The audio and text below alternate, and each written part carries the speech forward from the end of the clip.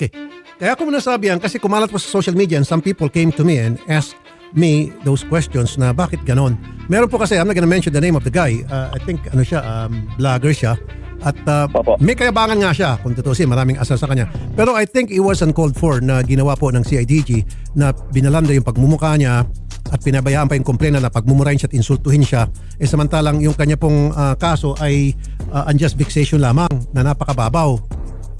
Ba't ganun po? Ba't pinayagan po ng CIDG yun? Actually, kahapon po, I was just in the Senate. I was just nga po with Senator Erwin. Nagbibidan nga po kami na a few years ago, 5 years ago, inuli rin po yung same person po na ito ng NBI po naman at marami po naloko mga OFW po ito at kasama po si Senator Erwin sa tumulong sa pag-aresto nito and that guy was also presented. We understand na ang dating po sa tao ay unjust vexation po ito, unjust vexation lang ito, but of course we are protecting also the identities of people. However, Senator Rafi, siguro alam naman po natin yun yung tao pinag-uusapan dito and all of his offenses to the public are extremely public. And siguro po while there are issues, totoo lang po, meron nga po mga issues po na maaaring mapag-usapan at mapagdebatihan.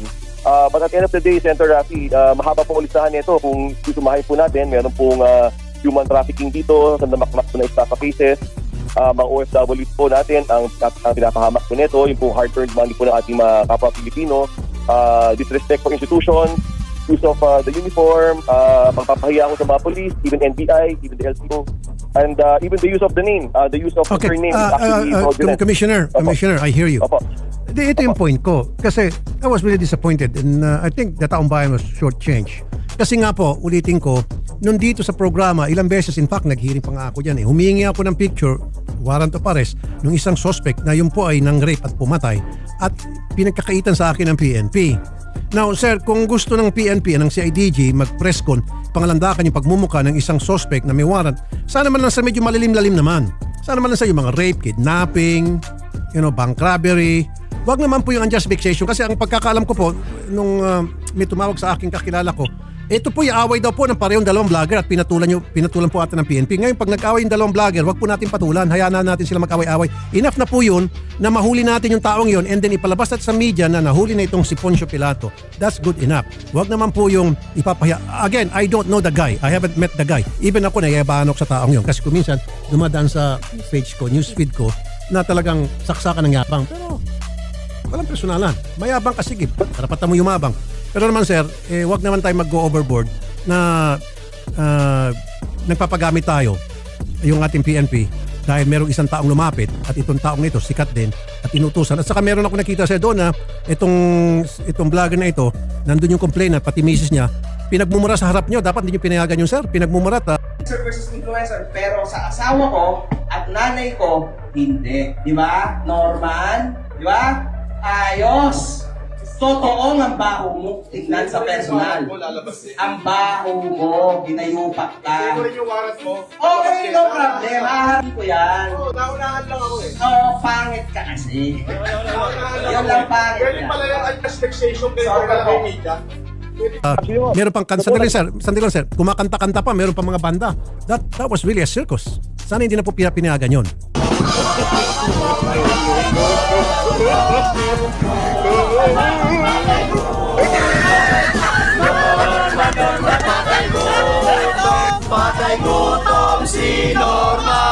Totoo, hindi po, yung po mga ganun, we do not tolerate. In fact, we ask him to stop. Pero to put in context po, Senator Rafi, we don't like that. I personally didn't like that also. Pero yung pong At saka mga singit pa sir, baka makalimutan. Saka nakikita ko sir, yung vlogger na nagko-complain against this guy na naka-t-shirt na ng preso, nagigipaglambingan pa doon sa isang vlogger. Para bang anong nangyari, ang litaw noon sir, pag ako manunood at kung yung mga ordinary tao manonood, para nabayaran yung PNP para huliin tong taon to, para ipahiya tong taong ito. Yung 1 million ni Shelly.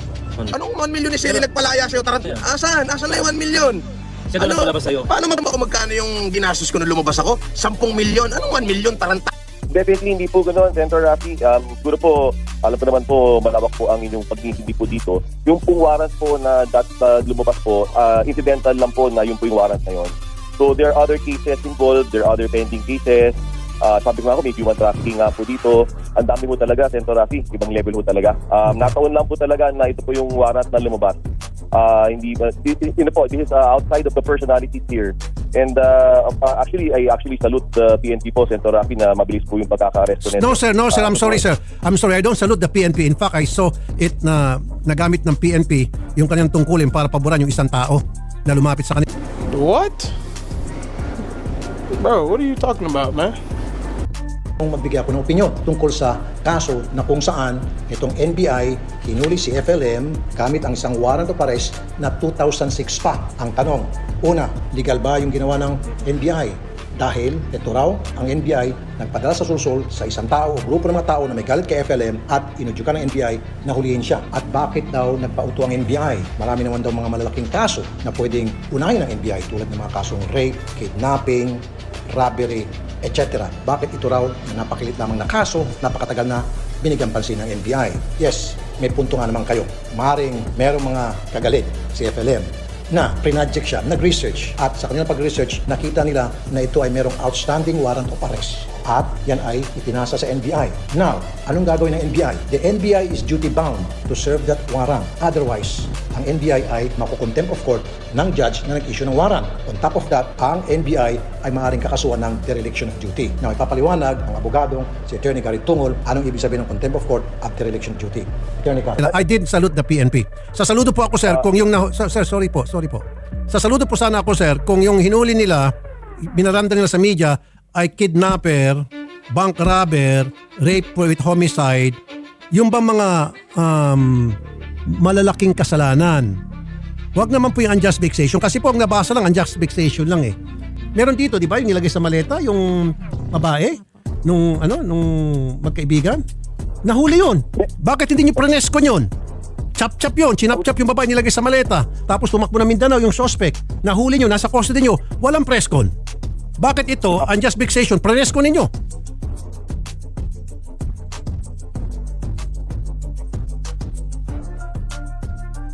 Ito na sila, yung tropa. Mga tropa babes. Moka, yung nasa nata mo, naalala mo yung mukha? Oo, pamilyar po yun. Dumalawa na yan. Nung 14, nadali na yan. Umulit ulit kasi na-RFI. Ngayon, tingin ko, siguro naman maintindihan ng piskal yan. Ito yung mga recidivist. So doon po sa nag-forward ng video, maraming salamat po. Ito po sila lagi sa pamumuno ni Colonel De Leon at ang kanyang tropa. Sa mga atin na tumitira sa atin, na talagang hindi kayo magsasawa, hindi kayo mag-alala. Masakit ang likod ko. Hindi rin magsasawa ang pulis natin na ulihin kayo ng ulihin. Sir Rocky, sabi ko nga po sa inyo, ako po yung kasama po ninyo dyan. Yung po mga lahat po ng criminal, yung po kailangan nyo nga pong mga warrant, details, photos, kasama po ninyo ako dyan. I will provide you po with those details sa video lang po sa akin. Yun naman po, sabi ko nga ako dito, o nga po, it might appear na unjustification lang po ito, pero hindi nga po, Senator Rafi, I can provide you with a full case folder. Kaya po may perjury po dito, ang dami po, nakakahaba po, Senator Rafi. Meron pa nga akong private farm group, masyadong mahaba po. I'll be happy to cooperate po. I understand where you're coming from, Senator Rafi. Hindi po tayo nagpapagamit sa kahit na sinong tao o vlogger. Yung po PNP po natin hindi po nagpapagamit sa kahit na sinong Kasi sir, alam mo kung bakit nakita ko na para nagamit po yung PNP. Dahil natimbrihan po yung complainant against this vlogger na mayabang. Sir, hindi ko ba nahirapan yung property na natin? Kasi parang mahirap naman sa ito. Yung madalas siya mag-live. Paano mahirapan? Nakalive. Tawang-tawa nga ako eh. Habang nag-live siya, ina-arresto siya. Nasa Sheraton siya. Alam ng buong Pilipinas, nasa Sheraton siya. Etong si vlogger na mayabang, nung mahuli siya, nakaredy na po yung complainant po. Ang prinsipyo ko po sir, kung ano yung patas, patas lang. Kung hindi mali, mali lang. Yan po yun eh. Meron ako nakitang pagkakamali dito. Pero yung ginawa sa kanya, grabe naman. Sobra na yun sir. We acknowledge your comment po, Senator Rafi. That's point well taken. Point well taken. Huwag na po maulit yun sir. You tell the PNP, huwag na maulit yun sir. Yes, Senator Rafi. Makakarating po. Yes sir. Again, for the last time, pantibagsangan ng oras, it leaves a bad taste. Kasi example, hulihin siya. Alam na nung PNP. Ibig sabihin, itong complainant laban dito sa mayabang na vlogger, tinimbiran yung PNP. Ngayon sabi ng PNP, wag kayo mag-alala, huli na natin. Now, pagdating po doon sa presinto, nandun na po yung banda. May banda sir. Tapos may mga sir, sandali lang sir, wait. Marami doon nagkakantahan pa sila. Yung kantang pang-asar, which okay lang. Kasi asadero din, mga asar din itong sinahuli. kung tutusin, walang pakialam kasi nang asar ka ngayon, inaasar ka naman. Pero wag sana sa level na pati yung PNP, the PNP will stoop down to the level of this guy na sobrang yabang kaya nahuli. Yun po yung point ko. Maging patas po sana yung ating PNP at wag po makisawsaw sa away ng bawat ng parehong vlogger. Okay, sir? I agree, Senator Rafi. Tama po kayo. Hindi ko po alam po na may banda. Meron po. Din po sa PNP. Hindi ko po nakita. Sensya na po, Senator Rafi, hindi ko po nakita. And I'm sure po the PNP did not know that. Di naman po na-coordinate namin po yan initially, Senator Rafi. Pero nakita po namin yung warrant on the day. Yes. So meron yata, actually I'm reviewing yung po mga vlog nila.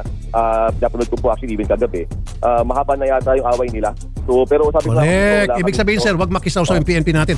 Pero naman, wag naman maging OA yung ating PNP para isakatuparan yung hustisya, meaning hulihin siya dahil may warrant of arrest, dalhin siya sa korte o kung sino mang korte nag-issue ng warrant. Wag naman po yung OA. Kasi nakita ko po, sir, may banda pa at saka may kantahan pa. Tapos ngayon, pinayagan yung complainant, kasama yung misis niya, nilalait-lait yung naka-uniforme na nga, nakayuko na nga, lalait-laitin mo pa.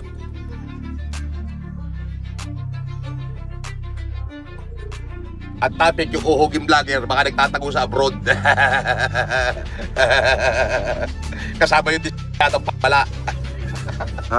Mo babaeng disyada.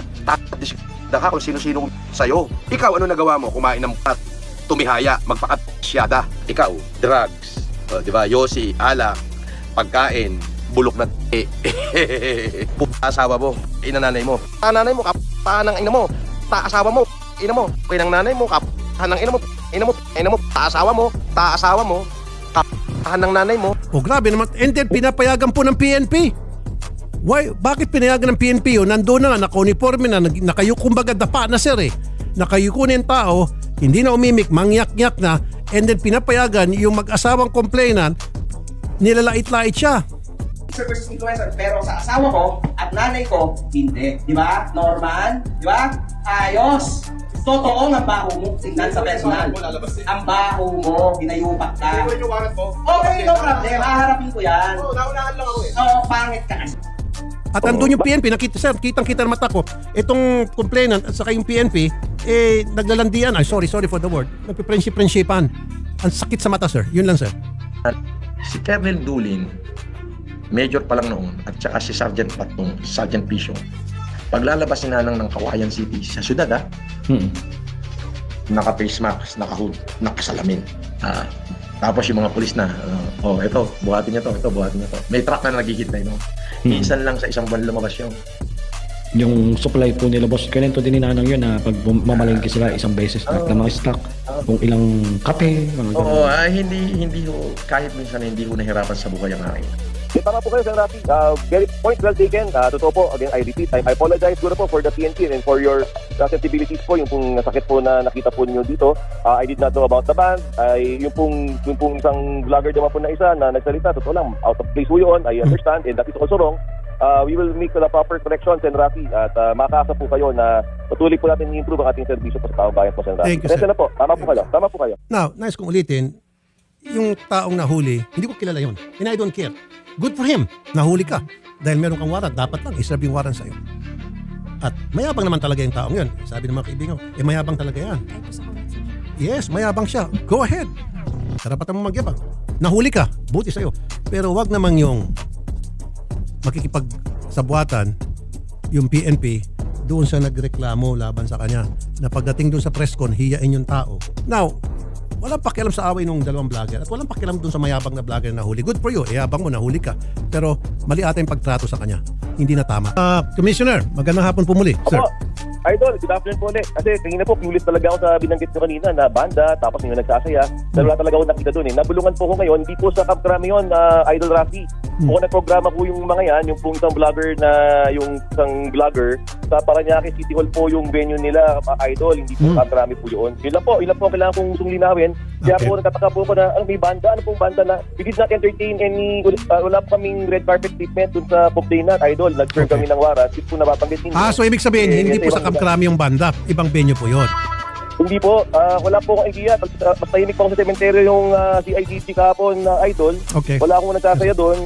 Kaya pala wala akong hindi ko po nag-get. Kasi una, they did not coordinate with us. nakuha lang namin yung warrant, we implemented it. Tapos, syempre, complainant siya, nagsalita siya. Pero that's as far as it goes. Ang pangbad ho doon, nagsalita siya na medyo bastos. And we don't tolerate that. Pero yung po mga banda-banda, yung nagsasaya, nakita ko po ngayon sa video, may sumasayaw pa. Hindi yung camp namin yan, idol. Wala pong kinalaman ng PNP dyan. Okay. We do not tolerate that, idol.